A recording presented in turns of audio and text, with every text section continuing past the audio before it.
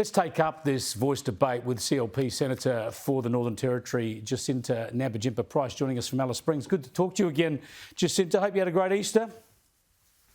It's been very relaxing. I hope you have had a good Easter as well, Chris. Sure did. Now, this point about the detail of the legislation. Now, I know you're going to say there should be more detail, but what do you think the government should put out? Should there be a draft bill about what the voice that actually the exact wording of what they would put into the parliament if the referendum's successful? Or could it be something broader, just some key outlines of how they intend to frame it?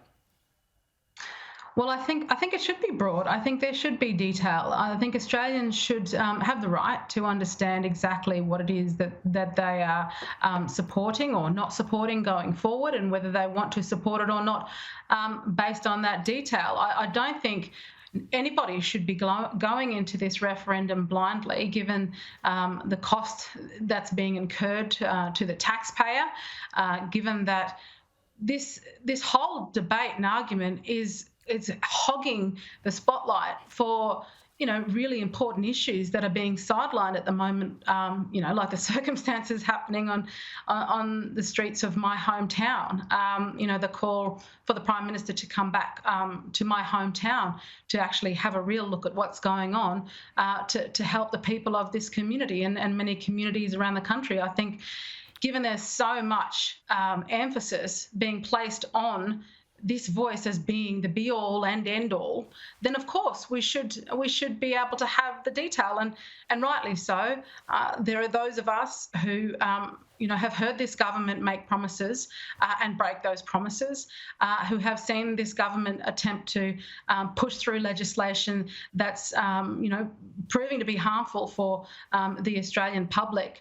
So yeah, of course, we're not going to trust this government to just say, look, trust us, we'll deal with it later. Like an amendment to our constitution is a huge thing. It's not a modest proposal. It's a massive change. Well, we've got that. We've got the wording on that. But yeah, this is the point about what sort of legislation they would put up after that. And I think they do need to give people more detail on that because that's just an important element of the debate.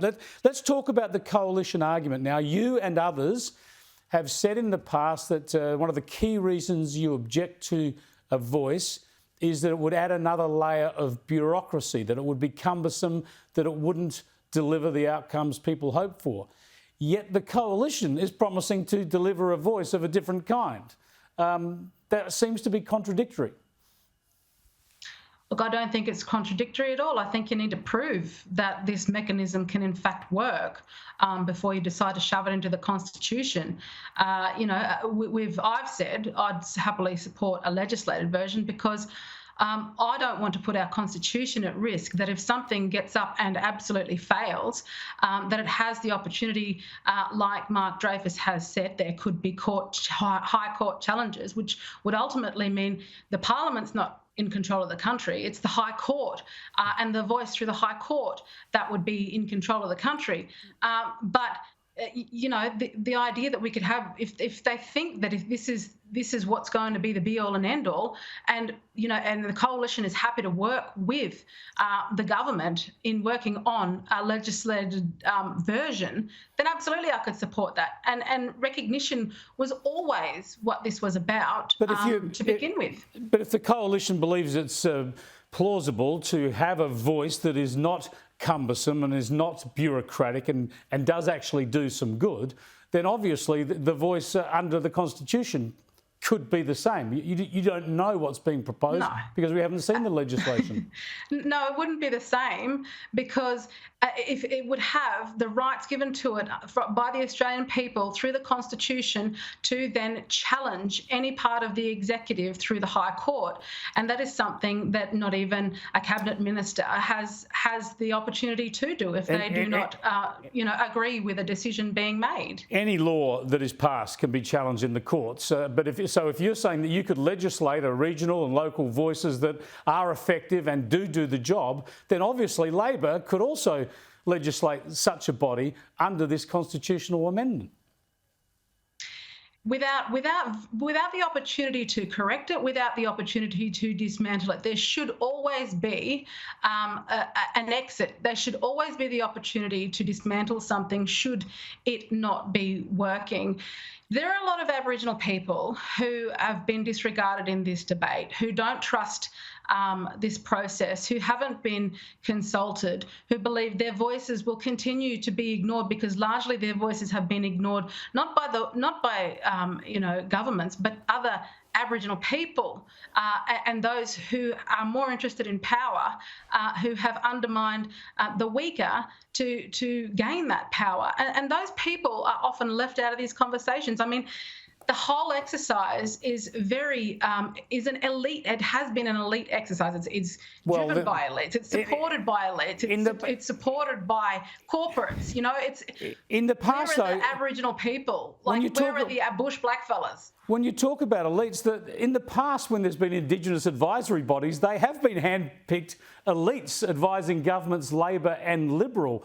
This plan aims to give grassroots communities the chance to actually elect people to that voice or select people for that voice. But I want to come back to this issue about whether or not a voice could be helpful. But obviously the coalition believes it could be helpful because you're promising to deliver one that is grassroots and would actually help with service delivery and all the like, actually help people improve their lives. So you come back to this point that the only point of disagreement here in the whole debate is whether or not it should be enshrined in the Constitution.